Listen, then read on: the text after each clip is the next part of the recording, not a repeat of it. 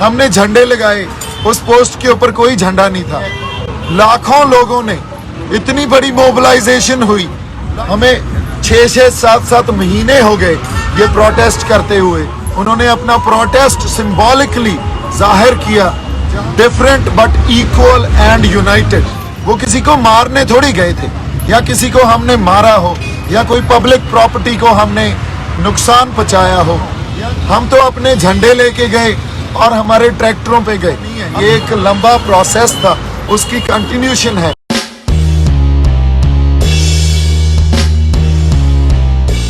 सत श्री अकाल जी, नमस्कार। आज हिंदी में बात करेंगे क्योंकि हमारे संघर्ष को एक नया रूप दिया जा रहा है। अभी हम इस देश की एकता और अखंडता और इस देश का मान सम्मान, उसको किसी तरह चोट पहुंचाना चाहते हैं। पहली बात ये आपके लिए बड़ी ज़रूरी है समझनी भी, जब कोई ऐसा संघर्ष शुरू होता है जहां लोगों के जेन्युइन इमोशंस, उनके जेन्युइन कंसर्न या उनके जेन्युइन राइट्स जो हैं, उसका ध्यान नहीं रखा जाता, उसको इग्नोर किया जाता है, तो लोगों के मनों, उनके दिल के अंदर, उनके मनों के अंदर जो गुस्सा बड़े टाइम से एक उनके मन के अंदर जो गुस्सा रहता है, वो किसी न किसी ऐसी सिचुएशन में, जब ऐसा संघर्ष चल रहा हो या ऐसे प्रोटेस्ट चल रहे हैं, उसमें फ्लेयर अप हो जाता है।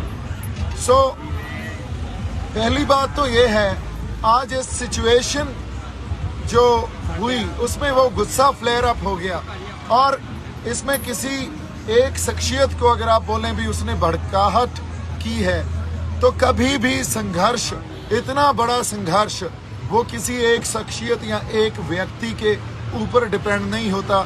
इस बात को समझना बड़ा ज़रूरी है।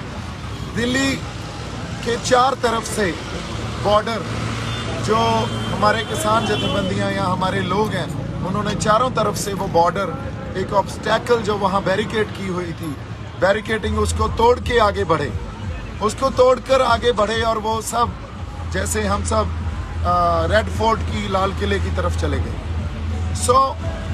जब रेड फोर्ट की तरफ गए तो एक सिंबॉलिकली अपना रोष, अपना प्रोटेस्ट, अपना विरोध दर्ज करवाने के लिए, जो नए कृषि कानून बने हैं उसको दर्ज करवाने के लिए हमने वहाँ निशान साहब भी लगाया, हमने किसान झंडा भी हमारा लगाया, किसान मजदूर एकता का नारा भी बुलंद किया। इसीलिए किया, और पीछे उसके तिरंगा लगा हुआ है। जिस पोस्ट पे हमने झंडे लगाए, उस पोस्ट के ऊपर कोई झंडा नहीं था।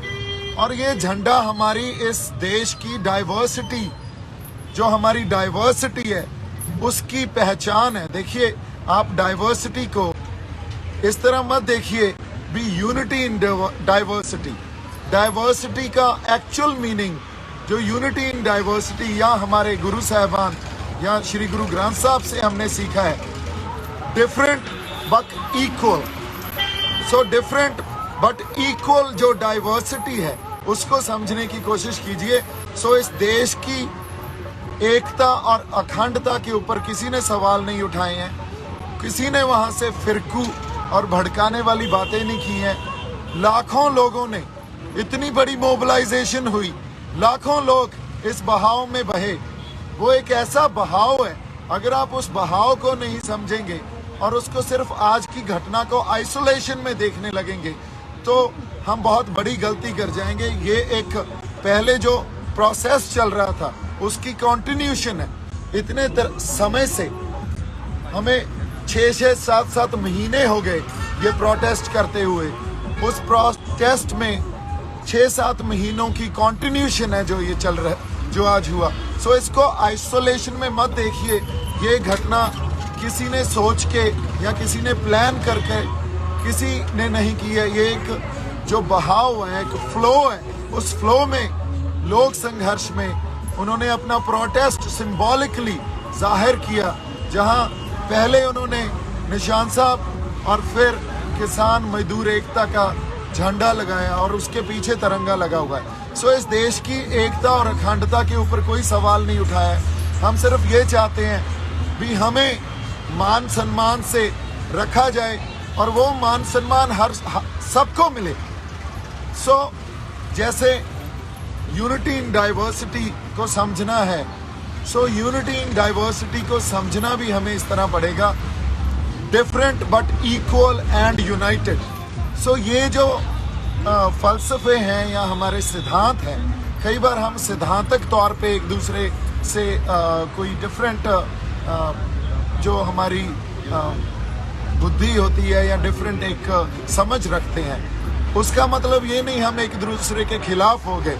आज भी अगर किसानों ने या जो लोग गए थे दिल्ली, वो किसी को मारने थोड़ी गए थे या किसी को हमने मारा हो या कोई पब्लिक प्रॉपर्टी को हमने नुकसान पहुंचाया हो या किसी दिल्ली वासी को हमने नुकसान पहुंचाया हो या हमारे हाथ में कोई हथियार हो।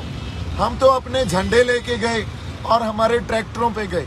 अब इनको अगर आप कम्युनल या इसको आप फिरकू दंगों का या इसको एक ऐसा आप एक रंग दे देंगे भी ये देखो ये तो शरारती आंसर हैं, ये तो गलत आंसर हैं, तो ये हमारे इतिहास में हमेशा ही होता आया है। जब भी कोई इतनी बड़ी एजिटेशन होती है, सो हमेशा ही उसको हम ये बोल के भी देश की एकता और अखंडता को खतरा है, ये बोल के भी ये देखो ये तो फंडामेंटलिस्ट हैं या ये हार्डलाइनर्स हैं, हमेशा इस चीज़ में हम जो उनके बनते हक हैं, जो उनके बनते राइट्स हैं, वो नहीं देते और उसको इग्नोर करने लग जाते हैं। सो आज हमारे पास समा या ये जो एक टाइम ऐसा आ गया है, इसका डिस्कोर्स ऐसा है।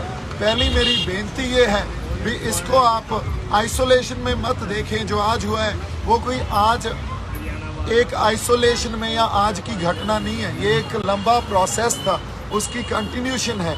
और आज भी वहाँ सिंबॉलिकली हमने अपना रोष जताया है, बिना कुछ डिस्ट्रॉय किए, बिना किसी तरह की तोड़ फाड़ किए, बिना किसी तरह हमने पब्लिक प्रॉपर्टी हो या हमारे पुलिस फोर्सेस हो या किसी भी तरह का लॉ एंड ऑर्डर हो, हमने बिल्कुल पीसफुली, जो हमारा जमहूरी हक है, हमारा डेमोक्रेटिक राइट है, पीसफुली एक प्रोटेस्ट किया।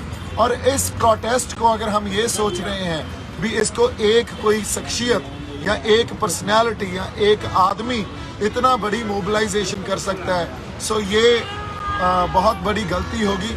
आप लोगों के जेन्युइन कंसर्न समझिए, लोगों के इमोशन समझिए। एक मुझे ब्लेम करना है, किसी को भी ब्लेम करना, ये हमारी वही बात गलती होगी जो हम हमारे इतिहास में पहले से भी करते आए हैं। आज सबसे बड़ी ज़रूरत है भी हमें लोगों के इमोशंस को समझना चाहिए, उनके कंसर्न्स को समझना चाहिए, उनके सरोकार क्या है उसको समझना चाहिए और उस अकॉर्डिंगली हमें आगे डिसीजंस लेने चाहिए। मैं एक बार फिर आपको ये रिक्वेस्ट कर रहा हूँ, कोई भी भड़काने वाली बात नहीं कर रहा है। हर इंसान यहाँ आपसी प्यार, भाईचारक साझ और इस देश की एकता और अखंडता में विश्वास रखता है। किसानों को प्लीज़ किसी अलग नज़रिए से मत देखिए। किसानों ने सिंबॉलिकली बड़े पीसफुली जो हमारा डेमोक्रेटिक राइट है, जमहूरी हक है, उसको एक्सरसाइज किया है। वो सुप्रीम कोर्ट ने भी हमें दिया है, वो हमारा संविधान हमें देता है। और उसके आगे जो बात है, वहाँ फ्लैग पोस्ट पे कोई झंडा नहीं था, सो तिरंगा किसी ने नहीं उतारा। हमने सिर्फ अपना निशान साहब और हमारा किसान मजदूर एकता का जो हमारा झंडा है उसको वहाँ लहराया है। सो इतनी सी बात आपसे करनी थी मेरी तरफ से। आप सबको एक बार फिर निम्र बेनती है कि हम किसी को भड़काने के लिए ये प्रोटेस्ट नहीं कर रहे हैं। आज भी पीसफुल हैं, आप दिल्ली में देखिए सब पीसफुल हैं। और आज हम ट्रैक्टरों पे और खाली हाथ बैठे हैं। हमारे पास ज़्यादा से ज़्यादा हमारे ये झंडे हैं और कुछ नहीं है। आप यहाँ हमारे जो लोग हैं उनको देखिए, भाई किसी के पास कोई हथियार है? कोई हथियार है? हम अपने झंडे और अपने ट्रैक्टरों पे बैठे हैं। हमारा हथियार हमारे इस डाइवर्सिटी को समझने की कोशिश कीजिए, इस जो लोगों के जेन्युइन कंसर्न्स है उनको समझने की कोशिश कीजिए। इतनी बड़ी मूवमेंट किसी इंसान के या किसी पर्सनालिटी के या किसी एक व्यक्ति के उसकी वजह से नहीं खड़ी होती। ये मूवमेंट तब खड़ी होती है जब लोगों को उनके राइट्स नहीं दिए जाते, उनके जमहूरी हक नहीं दिए जाते। सो ये एक मास मूवमेंट है। मोबिलाइजेशन इतनी बड़ी इसलिए हुई है क्योंकि लोगों के जो दिलों में एक बड़े टाइम से it's been long that they had this. हमने किसी जगह कब्जा नहीं किया था, हमने कोई कब्जा नहीं किया, एक सिंबॉलिकली अपना रोस दर्ज करवाया है। मेरी तरफ से बहुत सारा प्यार और सत्कार। वाहिगुरू जी का खालसा, वाहिगुरू जी की फतेह।